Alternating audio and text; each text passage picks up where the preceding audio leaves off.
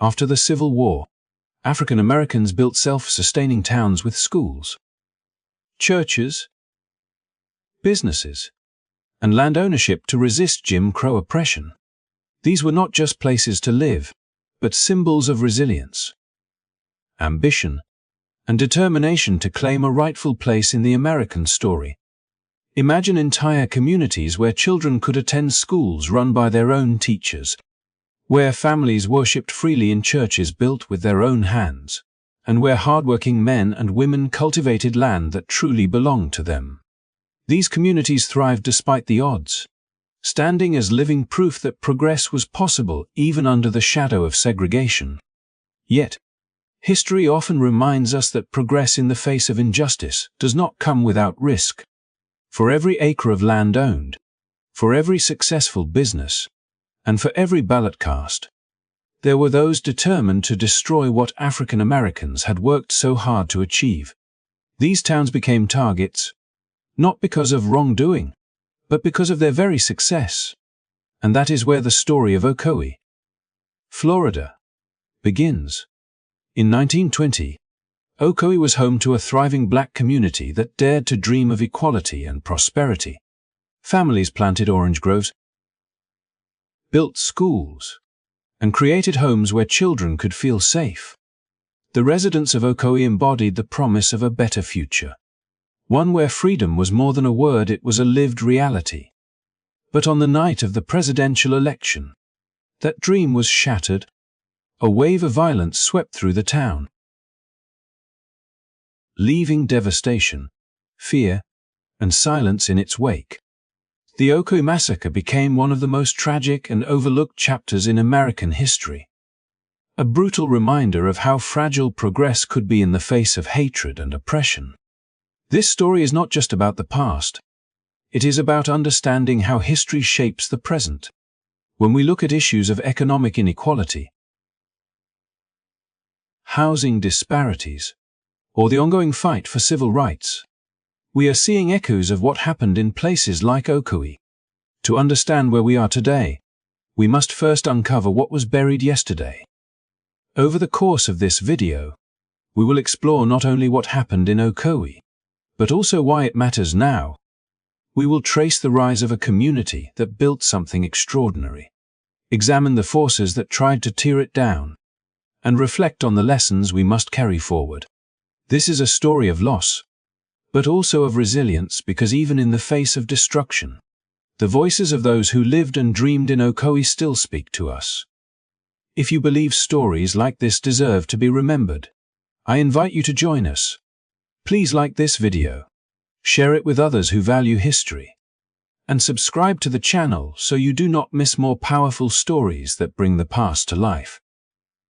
Together, we can ensure that the lessons of history are never forgotten. Communities like Tulsa's Black Wall Street, Eatonville in Florida, and Ocoee in Florida thrived, turning segregation into opportunities for economic independence. To understand just how remarkable this was, we have to step back into the world they were living in. After the Civil War, the promise of freedom was quickly followed by new forms of control, laws, and restrictions designed to limit progress. But instead of giving in, many African Americans sought to carve out spaces where they could define their own future. These towns and neighborhoods became more than just safe havens. They were powerful statements of self-reliance and determination. The people who lived there knew the odds were against them, yet they refused to accept a life without dignity. And so they built their own world within a world that tried to keep them out. Picture the streets of Tulsa's Greenwood district, often called Black Wall Street. It was lined with restaurants, theaters, hotels, banks, and clothing stores, all black-owned and thriving in the early 1900s. There were doctors, lawyers, and educators, all serving a community that reinvested in itself. This was not an accident, it was a response to exclusion. Segregation meant being shut out of white-owned institutions, but it also meant keeping resources circulating within the community. Strengthening businesses. and creating a culture of resilience. Eatonville, one of the first incorporated all-black towns in America, stood as another example of what vision and unity could achieve. Families there enjoyed the security of living in a town governed by leaders who looked like them, who understood their struggles, and who valued their contributions. These were not just towns.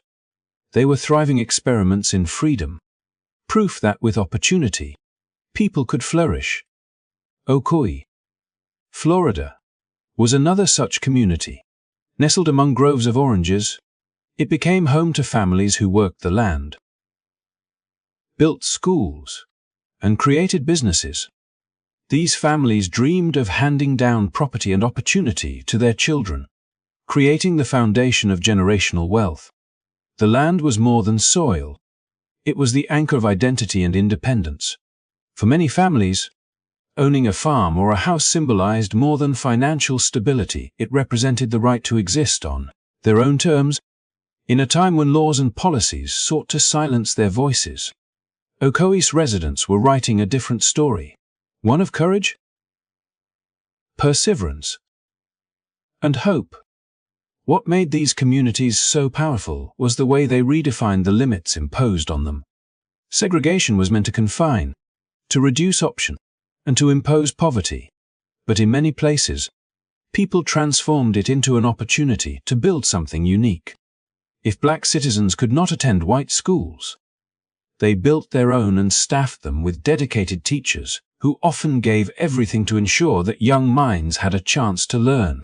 If banks would not lend them money, they pooled their own resources and created credit networks that made businesses possible. If they were excluded from public facilities, they created their own spaces for gathering, celebrating, and worshipping. What was designed as a system of denial instead gave rise to spaces of self-sufficiency that inspired pride and solidarity. But beneath that success lay a fragile reality. Because prosperity challenged the existing order, every new business, every acre of land cultivated, and every vote cast symbolized progress. And for some, that progress was seen as a threat. In Tulsa, Ocoee, and Eatonville, the very qualities that made these communities flourish, their independence, their wealth, and their determination also drew the gaze of those who feared losing control. Success became a double-edged sword, carrying both hope and danger. The resilience of these communities was undeniable, but the hostility they faced was equally real. This is what makes their stories both inspiring and heartbreaking, because their triumphs cannot be told without also recognizing the forces determined to erase them. Still, before we reach that part of the story, it is worth lingering on what life must have felt like during the height of this success. Imagine walking through Ocoee on a Sunday afternoon in 1920. Children ran through the orange groves. Women gathered after church to share news. Men discussed the harvest and the future. Families believed in education, in passing down values, in building a legacy that would endure. It was not perfect segregation still marked the boundaries of their lives, but within those boundaries, they found space to grow. This everyday life was filled with hope. The kind of hope born from the belief that tomorrow could be better if they worked hard enough today. The story of these communities is more than history. It is a reflection of what people can achieve when they refuse to surrender to injustice. Tulsa's Black Wall Street, Eatonville, and Ocoee stood as proof that even when the system was designed to push them down, people could lift themselves up. They remind us that progress often comes not from what is given, but from what is built in spite of what is denied. And yet, the very fact that these towns existed forces us to confront an uncomfortable truth, that in America's past, success for some was seen as a threat to others. These towns should have been celebrated as models of enterprise and determination, but instead they became targets. This tension between prosperity and prejudice forms the core of what happened next in Ocoee. The same fields that once echoed with the laughter of children and the sound of harvest would soon be marked by silence. The same homes that represented security and pride would be reduced to ashes. The story that began with hope and ambition would be rewritten in tragedy. And yet, even in that tragedy, there is something that calls to us today.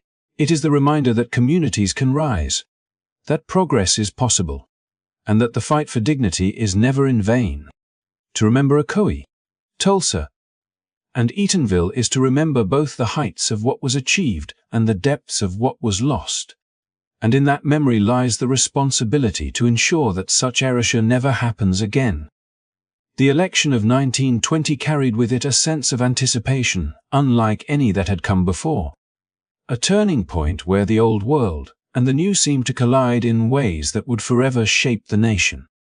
America stood at a crossroads, emerging from the devastation of the First World War and stepping into an era marked by change, uncertainty, and hope.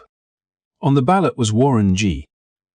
Harding, a man who promised a return to normalcy after years of upheaval. But beneath the surface of campaign speeches and patriotic slogans, a far more profound story was unfolding. One centered on the voices of those who had long been pushed to the margins yet refused to remain silent any longer. For women across the United States, the election represented a triumph that had been generations in the making. With the ratification of the 19th Amendment just months before, they finally had the right to vote, their voices newly legitimized in a political system that had denied them for so long. The sight of women lining up at polling places for the very first time was powerful, a statement of progress and an unmistakable reminder that the country was changing, even if unevenly, in communities both large and small. Women carried with them the determination of those who had marched, petitioned, and endured ridicule for daring to demand equality. Their presence at the ballot box was not simply about casting a vote. It was about reshaping the very definition of citizenship. But this election was not just historic for women, it was equally critical for African Americans, particularly in the South, where the battle for the right to vote had been met with relentless opposition. Since the end of Reconstruction, Black communities had endured wave after wave of laws and intimidation designed to strip them of political power. Yet, despite poll taxes, literacy tests, and constant threats, many pressed forward with courage that cannot be overstated. In 1920, their determination surged like never before, and voter turnout among African Americans reached levels that startled those determined to keep them voiceless. This surge of participation was not a coincidence. It was a conscious choice to claim the promise of democracy, to insist that freedom must be more than an abstract idea. In towns like Ocoee, Florida, the prospect of casting a ballot was not taken lightly. Voting was a declaration of independence, a bold step toward claiming equality in a system designed to deny it. Men and women who had built schools, cultivated land, and established businesses saw voting as an extension of their struggle for dignity and self-determination. For them, the ballot box was as much a tool of survival as the plow or the hammer, a way of protecting their hard-won progress from being erased by those who resented their success. The air buzzed with possibility, as though the very act of voting could alter the course of their lives and the destiny of their children. Yet, what should have been a moment of celebration quickly became a source of fear among those clinging tightly to white supremacy. The sight of Black citizens standing in line to vote alongside newly enfranchised women threatened the foundation of a racial and social hierarchy that had long defined the South. To supremacist groups and individuals who believed power should remain exclusively in their hands, the idea of African Americans exercising political influence was not only unwelcome but intolerable. They viewed each ballot cast as an act of defiance, and in their eyes, defiance demanded punishment. The election of 1920, therefore, became more than a contest between Harding and his opponents. It became a symbolic battle over who had the right to belong in the American democratic experiment. The anxiety among those resisting change grew more palpable with every passing day of the campaign. Rumors spread like wildfire, exaggerating the numbers of black voters preparing to flood the polls. Across the South, whispers of retribution echoed, warning that those who dared to cast a ballot would face dire consequences. What should have been an ordinary civic duty was transformed into an act of extraordinary bravery, with every step toward the ballot box shadowed by threats both spoken and unspoken. The stakes in Ocoee were especially high. It was a place where black families had achieved what many thought impossible. Thriving businesses, cultivated land, and a sense of security amid a world determined to deny them all three. The very success of Ocoee's black residents made them targets, for their lives served as living proof that segregation could not fully suppress ambition. For those opposed to progress, suppressing the vote in Ocoee was not merely about winning an election, it was about extinguishing a symbol of what African Americans could accomplish when given even the smallest measure of opportunity. As election day approached, tension hung in the air like a storm waiting to break. Black men discussed strategies for safely reaching the polls, while women encouraged their families not to let fear decide their future. They knew the risks, yet they also knew that not voting meant surrendering to a system that had already taken so much from them. Across Ocoee, conversations carried a mix of determination and dread, as families weighed the hope of progress against the reality of backlash. The election of 1920 thus became a paradox. On one hand, it was a moment of groundbreaking progress, with women and black citizens stepping into their rightful place within the democratic process. On the other, it was a moment that exposed just how fiercely the forces of hatred would resist change. Harding would go on to win by a landslide, but in communities like Ocoee, the outcome was not measured by who sat in the White House. It was measured by who dared to walk to the polls, by who refused to be silenced, and by who paid the price for believing that democracy belonged to them too. This was not just an election, it was a defining moment in America's struggle over power, belonging, and the true meaning of freedom. And for Ocoee, the consequences of that struggle would reverberate far beyond a single November day in 1920. As the election drew near, the atmosphere in Florida, and especially in communities like Ocoee, grew heavy with a sense of foreboding. What should have been a season of civic pride and democratic participation was quickly turning into a battle of intimidation and fear. White-owned newspapers, which held tremendous influence at the time, played a central role in shaping public opinion. And rather than celebrating the democratic awakening of newly enfranchised groups, they chose instead to stoke resentment and anxiety. Columns warned against black voter turnout, framing it not as an expression of citizenship, but as a threat to the established order.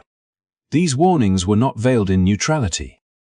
They carried a clear message that those who dared to challenge the status quo would face consequences.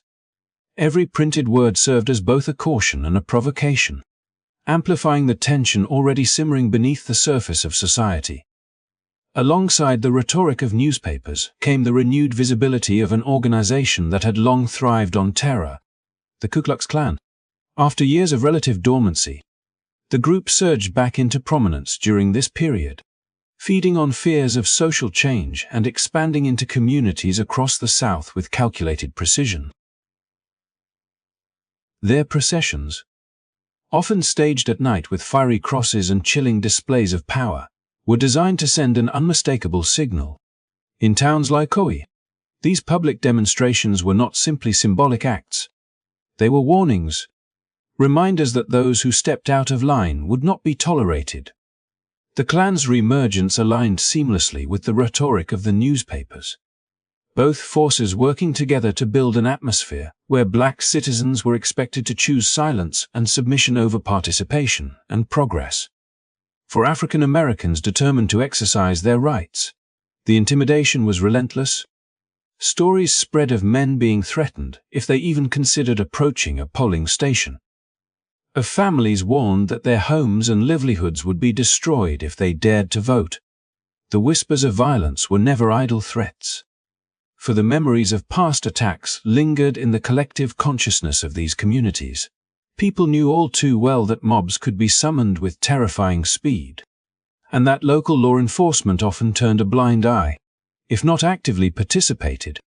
In many, the threats themselves were a form of violence, meant to plant seeds of fear that would grow into hesitation and paralysis on election day. And yet, despite the overwhelming pressure, there remained an unshakable determination among many African Americans to claim what was theirs by right. To understand the weight of their resolve, one must consider the context. This was not just about casting a ballot. It was about refusing to surrender hard-earned dignity. Every voter who considered braving the threats knew that they risked not only their own safety, but also the well-being of their families. Still, the idea of letting intimidation dictate the future was unbearable. The ballot box represented more than a piece of paper, it represented the possibility of change, the culmination of years of struggle, and the chance to shape the destiny of generations yet to come. The tension between courage and fear defined the days leading up to the election. In church meetings and family gatherings, conversations often circled back to the question of whether it was worth the risk. Some argued that survival must take precedence, that it was better to live another day than to provoke retaliation. Others countered that if they allowed fear to silence them now, then the oppressors would win without ever needing to fire a shot. These debates reflected the complexity of the moment, where every choice seemed fraught with danger, and yet no choice could erase the yearning for freedom. In this climate, the Klan's presence was particularly menacing. Marches were timed deliberately close to the election, and their leaders spoke openly about the need to preserve order. For many in Ocoee, the meaning of those words was clear. The right to vote would not be granted without resistance, and those who attempted it would face retribution. Even in broad daylight, intimidation found its way into daily life as hooded figures appeared outside homes, left threatening notes, or made their presence felt in subtle but unmistakable ways. The effect was chilling, but it also revealed the desperation of those clinging to power. They understood that without fear, their hold on dominance would weaken. Meanwhile, the newspapers amplified the message.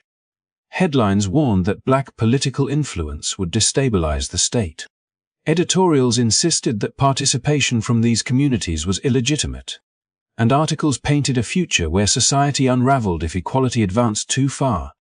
By intertwining the supposed dangers of change with open support for intimidation, the press provided a veneer of legitimacy to acts of suppression. To the average white reader, this narrative reinforced old prejudices, while to black readers, it was yet another reminder of the uphill battle they faced simply to exist as equals. For the people of Ocoee, this was the crucible in which their choices were forged.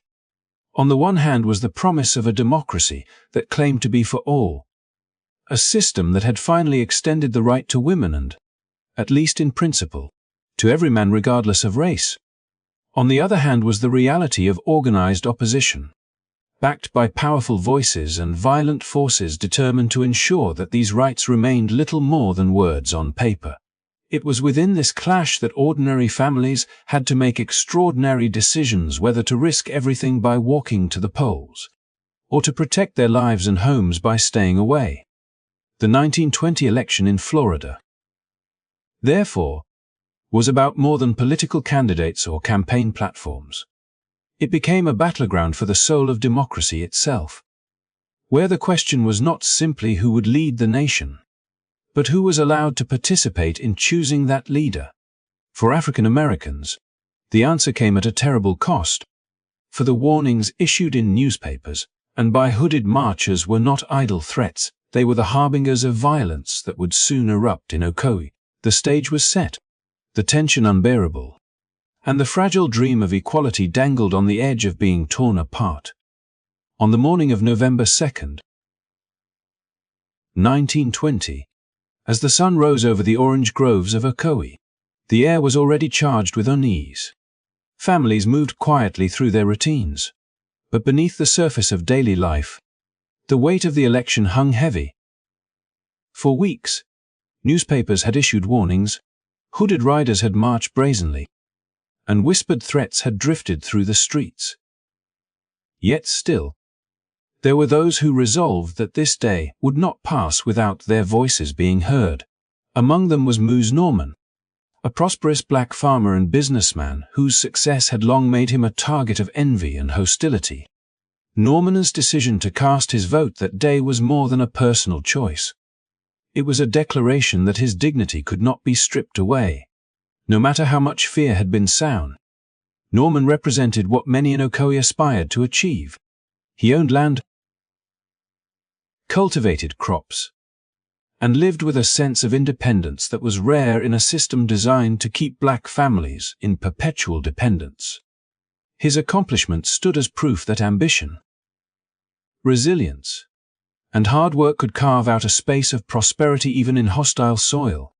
But to those who resented his success, Norman's achievements were intolerable. In their eyes, his attempt to vote was not merely an act of civic duty but an affront, a direct challenge to the belief that black progress must remain limited and controlled. When Norman walked toward the polling station, he carried with him the hopes of countless men and women who believed that this election could mark the beginning of change. Yet from the very start, his path was obstructed. Officials at the polls, supported by local power brokers, denied him his right to vote, citing technicalities and fabricated barriers that were crafted to strip away his voice. Norman knew these obstacles well, for they had been used countless times before. But he also knew that the right to vote was written into law, and that his persistence was not only justified but necessary. His refusal to walk away quietly embodied the determination that defined Ocoee's black community, a refusal to surrender hard-won dignity in the face of injustice. What followed was a confrontation that revealed the raw fault lines running through Ocoee. Norman was beaten, his body subjected to violence not because of a crime he had committed but because of the threat he represented to a system built on inequality. The blows he suffered were not meant only for him. They were a warning to every black citizen who dared to imagine that democracy might include them. In that moment, Norman became a symbol, his pain reflecting the larger struggle between black ambition and the entrenched power of white supremacy. The beating of Norman was not an isolated act of cruelty but the culmination of weeks of escalating tension. It carried with it the weight of every newspaper headline that had warned against black voters, every hooded procession meant to intimidate, and every whispered threat passed from neighbor to neighbor. His suffering distilled all of these forces into a single, brutal truth. Progress would not be allowed without resistance, and ambition would be punished when it crossed the invisible lines of white dominance. Yet, even as Norman's body bore the marks of violence, the spirit of defiance he represented could not be extinguished. His determination to claim his rights reflected the larger will of a community that had built schools, churches, and businesses in the face of constant opposition. For every blow meant to silence him, there was an echo of resilience that reverberated throughout Ocoee. Norman's attempt to vote became more than a personal struggle. It was a moment when the ideals of democracy were tested against the reality of hatred. And the outcome revealed just how fragile freedom remained for those who lived outside the protection of privilege. The beating marked a turning point in Ocoee, for it made clear that the threats whispered in the weeks before the election were not empty. Fear became tangible, and yet so too did the injustice that fueled resistance. Families who heard what happened to Norman understood that the promise of equality carried a heavy cost. But they also understood that surrendering their rights would mean allowing intimidation to dictate their future.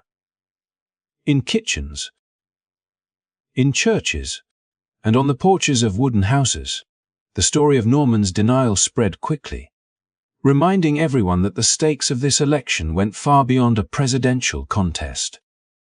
What happened to Norman was part of a broader narrative stretching across the South, where countless black citizens faced similar acts of violence and suppression.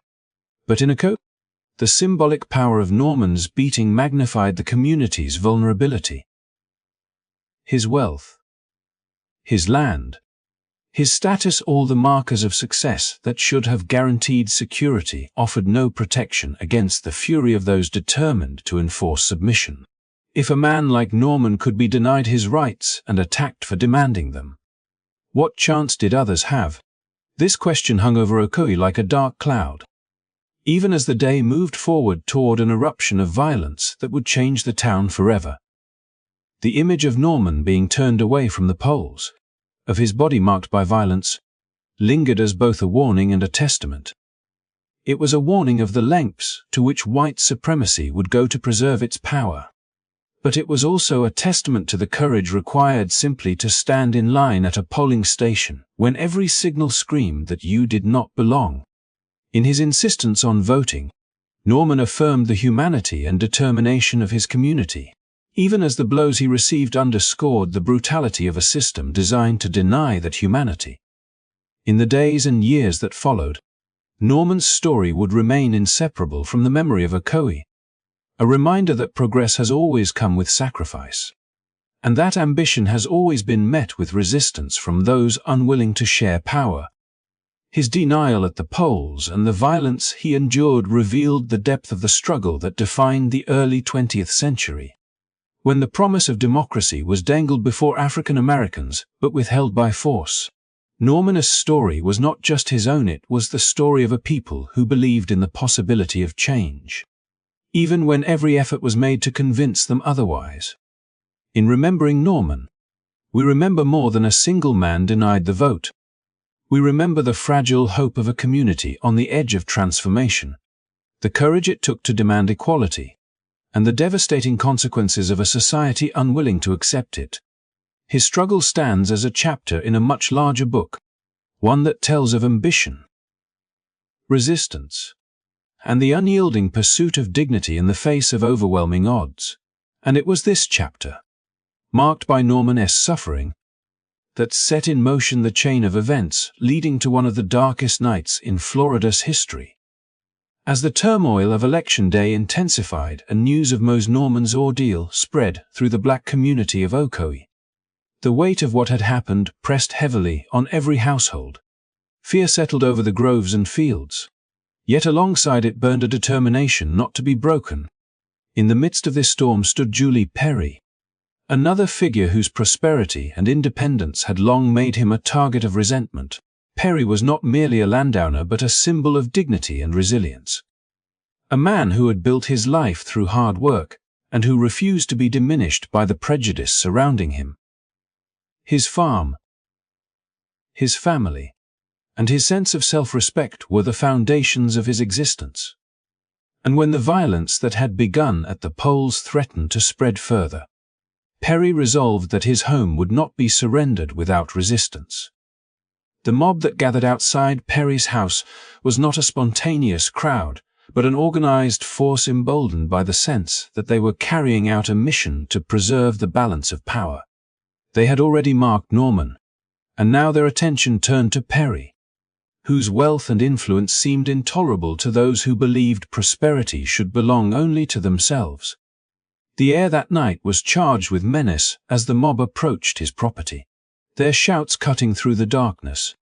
Perry, inside with his wife and daughter, understood the stakes of the moment. To submit would mean humiliation and likely death, while to resist was to stand in defiance of forces far larger than himself. Yet Perry's resolve was clear. His home was his sanctuary, and he would not abandon it without a fight. The tension that followed unfolded like a grim theater, with the mob demanding his surrender and Perry answering with silence and preparation. He armed himself, steadying his nerves not only for his own sake but for the safety of his family.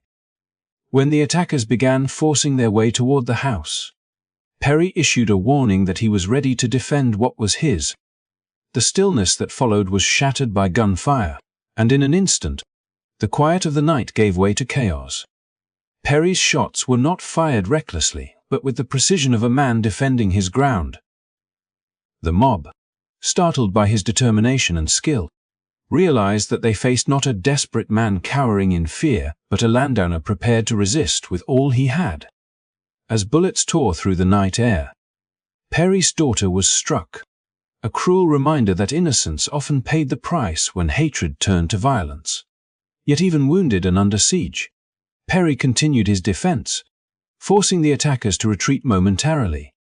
The deaths of 2 white men during the exchange only deepened the fury of the mob, transforming the confrontation from a standoff into a rallying cry for vengeance. Word spread quickly beyond Ocoee, carried by the newly installed electric signboards broadcasting election results. And within hours reinforcements from nearby towns surged toward Perry's home. Cars filled with armed men sped down country roads, their headlights slicing through the darkness as they converged on what they now saw as the center of rebellion. For Perry and his family, the night became a desperate struggle for survival. His wife pleaded with him to escape, urging him to flee into the nearby cane fields before the swelling mob could return in greater numbers.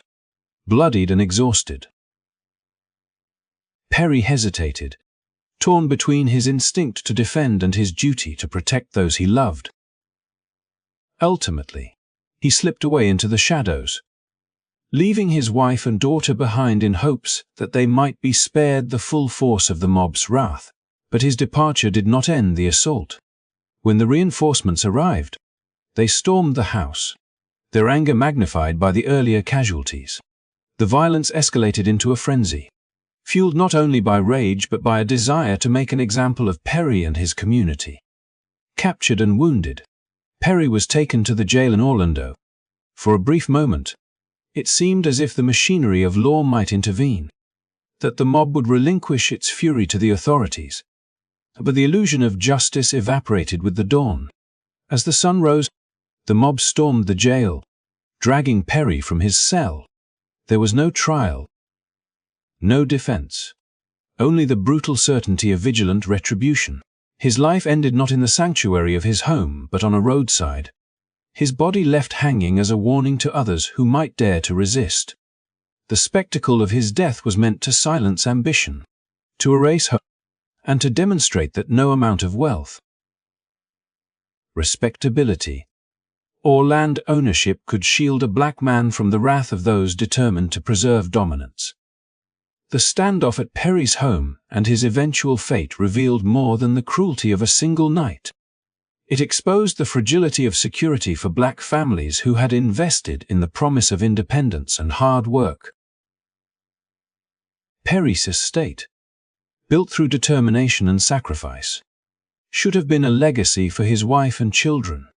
Yet it became a prize divided among others in the aftermath. Stripped away under the guise of legal maneuvering, his fight at the doorway of his home was both personal and symbolic. A defense of property and family, but also a defense of dignity against forces that sought to erase it. The violence that erupted at Perry's home marked the turning point of Ocoee's tragedy. It ignited the flames that would soon engulf the entire community, forcing families to flee into swamps, fields, and forests, many never to return. Perry's defiance, however, could not be erased from memory. His resistance stood as a testament that submission was not inevitable, that even in the face of overwhelming odds, there were those willing to fight for their homes, their families, and their rights.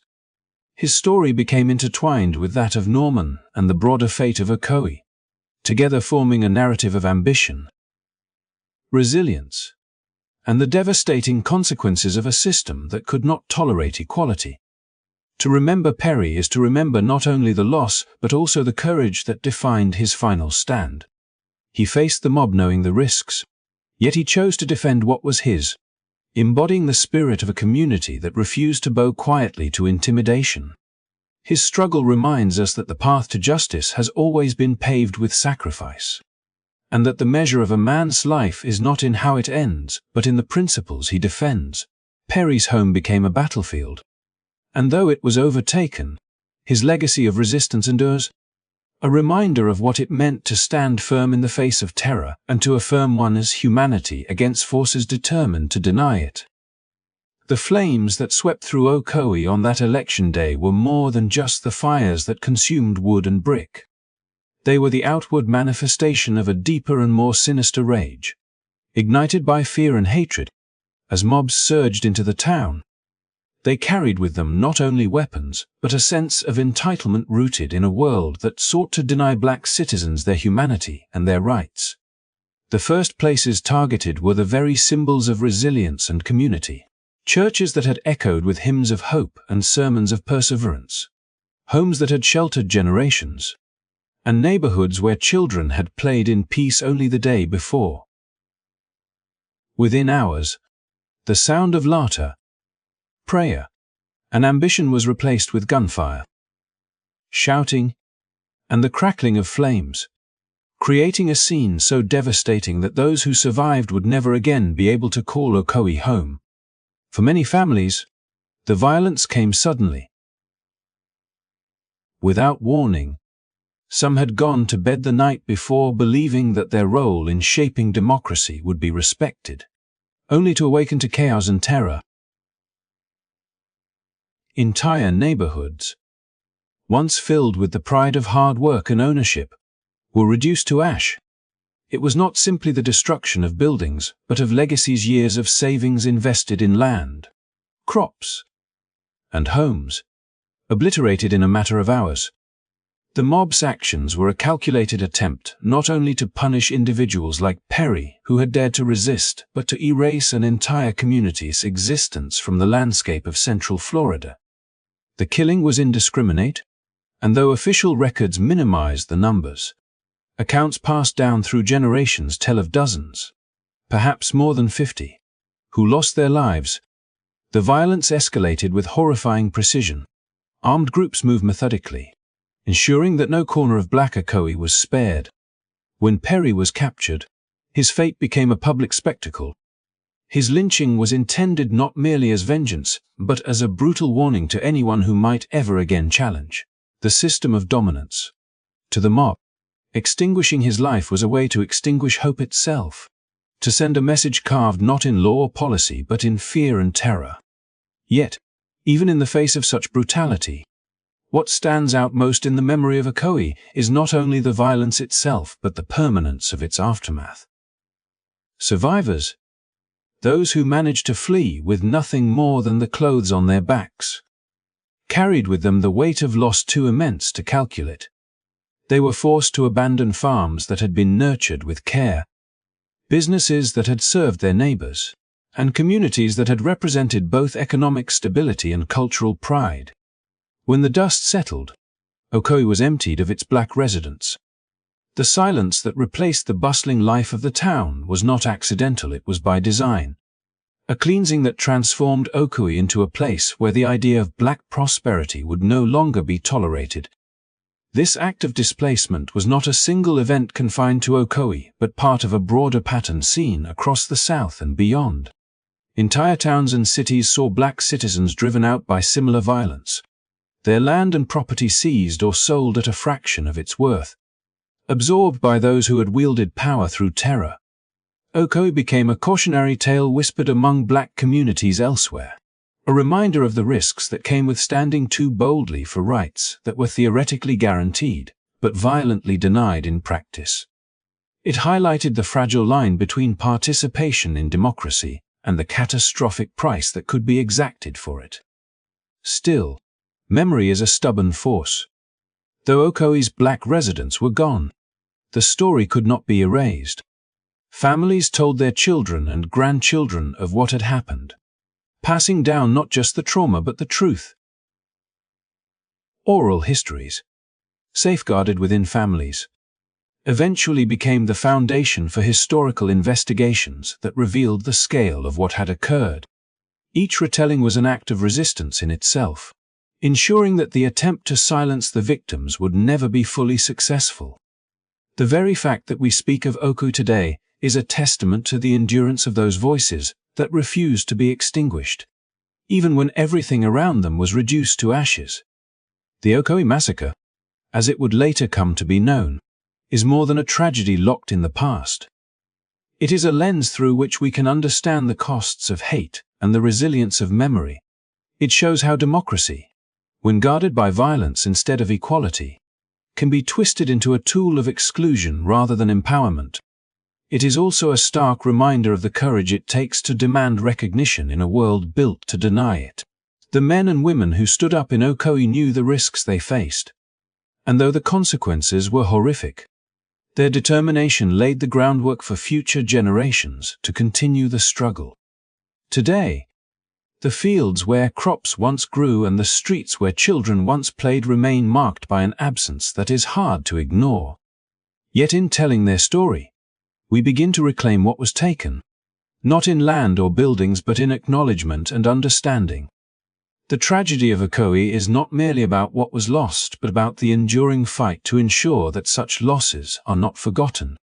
In every retelling, the flames that destroyed a community are met with the fire of remembrance, a fire that refuses to be extinguished, ensuring that the voices of Ocoee's past continue to echo into the present. When the smoke cleared and the sounds of chaos faded into an unsettling silence, Ocoee stood transformed. The community that had once thrived with families, farms, and businesses was now an empty shell, stripped of both its people and its promise. But the tragedy did not end with the violence itself.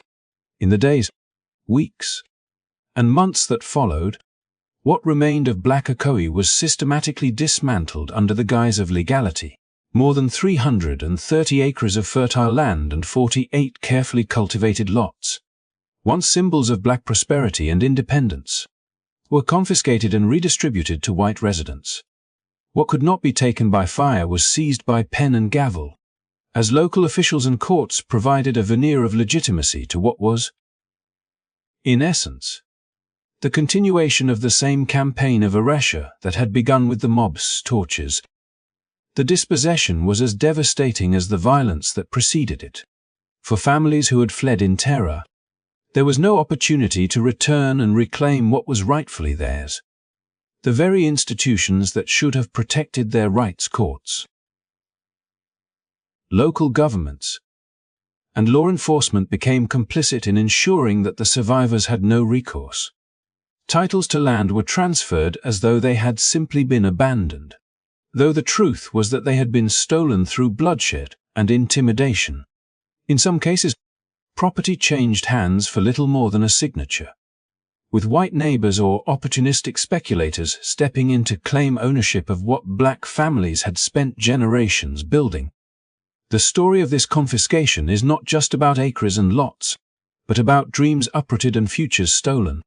For the families who had invested in Ocoee, land was more than property. It was a lifeline. Land ownership offered independence, security, and the possibility of passing wealth to the next generation. It represented proof of citizenship, a foothold in a country that so often sought to deny black people a place in its promises. To see that land stripped away under the cloak of legality was to witness the transformation of violence into permanence, ensuring that the losses inflicted would echo far beyond the moment of the massacre itself.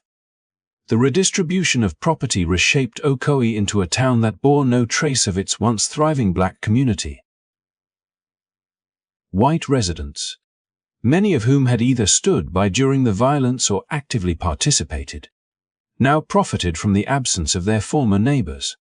Farms were absorbed into larger estates, homes were repopulated by new families, and the physical reminders of black life in Ocoee were erased piece by piece. To the outside observer, it may have seemed as though the town had simply evolved, but beneath the surface lay a story of dispossession so complete that for decades it was barely spoken of. What makes this chapter especially haunting is how ordinary it appeared on paper. Deeds recorded in county offices, court rulings filed in legal language, and property maps redrawn gave the appearance of normalcy. To future generations, these documents might have looked like routine transactions, unless one knew the violence that had paved the way for them. This is the insidious nature of erasure. It often hides in plain sight, cloaked in bureaucracy, leaving behind records that obscure rather than reveal the truth. Ocoee became a town whose silence was carefully maintained, its history sanitized, its losses invisible to anyone unwilling to listen to the whispers of memory preserved by survivors and their descendants. For those who escaped, the theft of land compounded the trauma of exile. families scattered to other towns and states, often starting over with nothing. Children who might have inherited land and stability instead grew up hearing stories of what was taken from them, carrying an inheritance of loss rather than property. Generational wealth that could have been built was shattered in an instant, leaving gaps that would never be filled. This was not only the destruction of a community in 1920, but the deliberate disruption of futures that stretched far into the decades that followed. The Ocoee Massacre, and the dispossession that followed, is a stark example of how violence and law could be woven together to create a system of exclusion. The mob destroyed lives and homes in a single day, but the courts and officials ensured that the devastation would last for generations. It is in this intersection of rage and legality that the true scope of Ocoee's tragedy becomes clear. One was brutal and immediate, the other was calculated and enduring. Together, they accomplished the near-total erasure of a black community that had dared to imagine a future of independence and equality. Yet even in this erasure, memory resisted. Though the land was lost, the story survived in fragments, testimonies preserved in families, whispered warnings passed to children, and, eventually, historical research that uncovered the full scale of what had been done. The truth could not remain buried forever. The acknowledgement of stolen land and dispossessed families does not restore what was taken, but it ensures that the narrative of Ocoee is no longer defined solely by silence. Today, when we look back at the events of 1920, it is not only the violence of Election Day that stands out, but the methodical way in which that violence was codified into law. More than 330 acres and 48 lots tell a story not just of what was lost but of how entire communities were deprived of their future under the guise of legitimacy.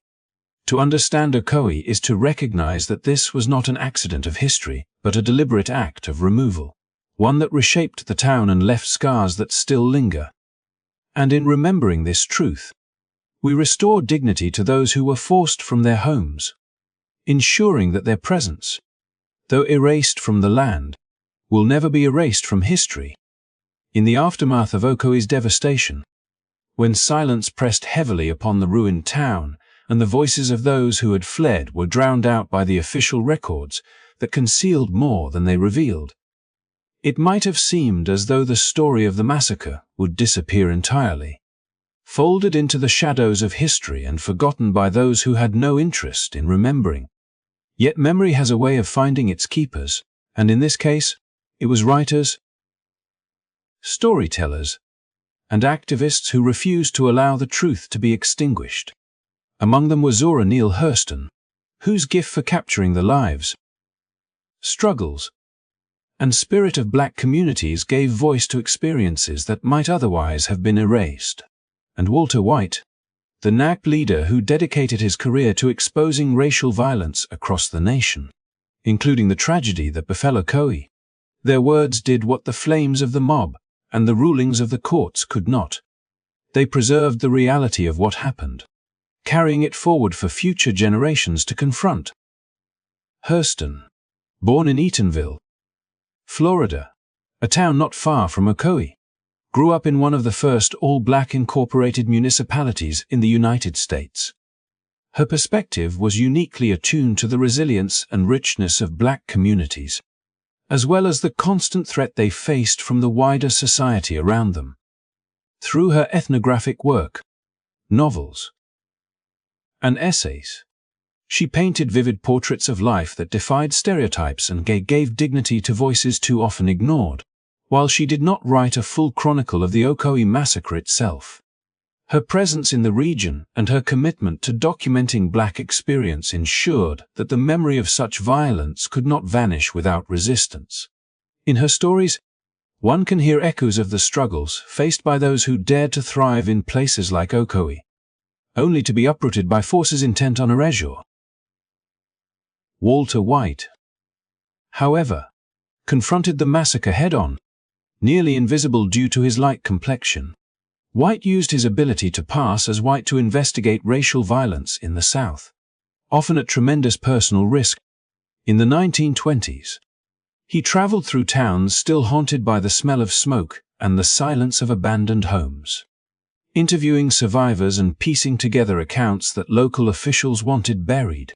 When he wrote about Ocoee, he exposed not only the brutality of the mob, but also the complicity of institutions that sanctioned the theft of land and the permanent removal of its black residents.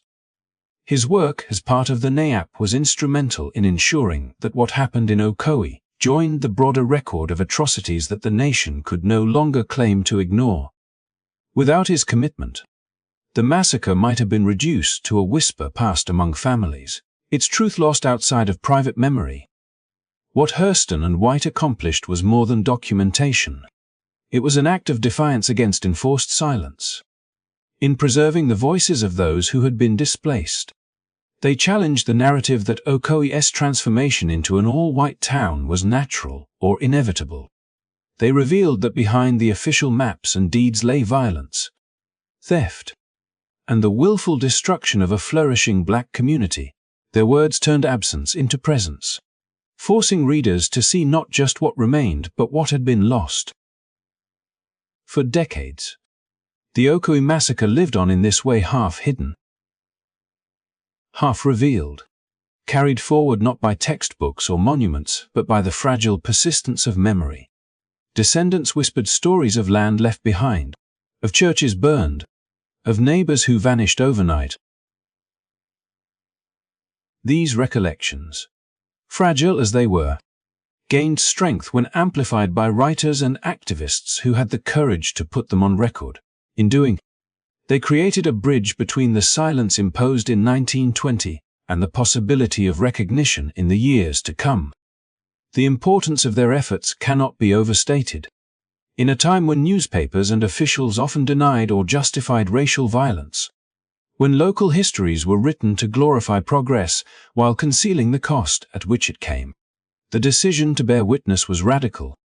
Hurston's celebration of black culture and White's unflinching reports on racial terror worked in tandem to ensure that even when the world tried to look away, Ocoee's truth would remain. Their legacy is not only the preservation of memory, but also the reminder that stories have power to resist erasure, power to demand justice, and power to transform silence into testimony. As years passed, their writings became part of a larger body of work that scholars, journalists, and activists would later draw upon when the time came to confront Ocoee's past openly.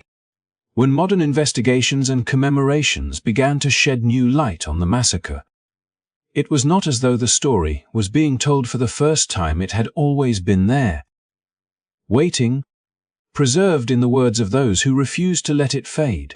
The courage of Hurston, White, and others ensured that even in the darkest times, a thread of truth connected the past to the present.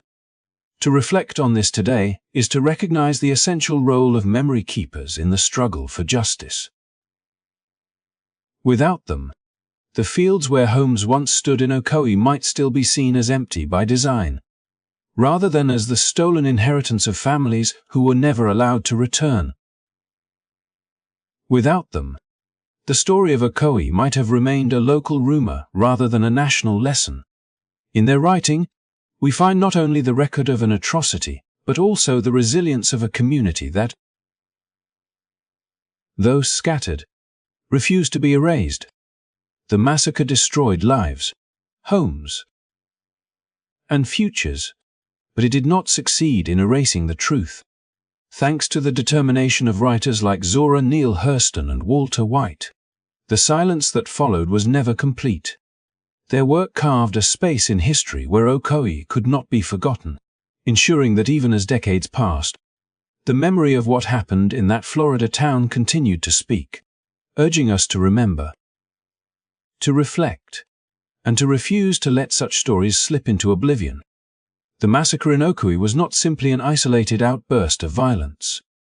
It was a deliberate act that revealed the broader reality of how systemic racism worked to destroy black wealth building and deny African Americans the stability and prosperity they had worked so hard to achieve. The story of Ocoee connects directly to a larger pattern in American history, where thriving black communities that embodied self-sufficiency and progress were systematically targeted and dismantled. What happened there was more than the loss of homes and land. It was the dismantling of futures, the interruption of generational wealth, and the silencing of a community whose success challenged the boundaries imposed by segregation and white supremacy. This is why the Ocoee Massacre resonates so deeply today. The theft of over 330 acres and dozens of lots, the destruction of businesses and churches, and the forced exile of families who had poured their lives into building something meaningful did not just vanish into the past. The consequences of such acts ripple forward.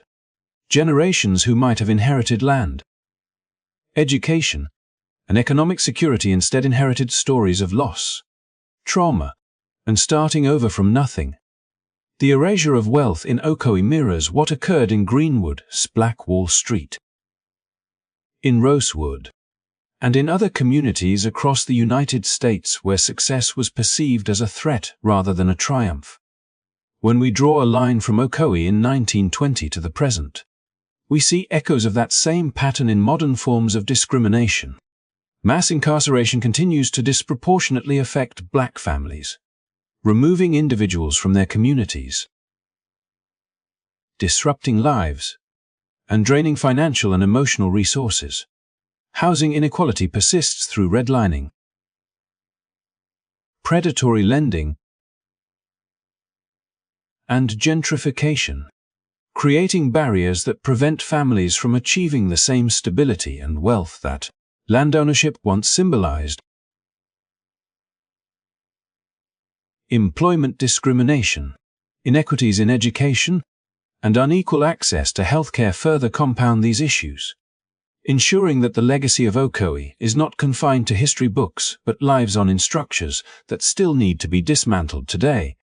Remembering Ocoee forces us to see that systemic racism is not only about individual prejudice, but about the way entire systems work to exclude, dispossess, and disenfranchise.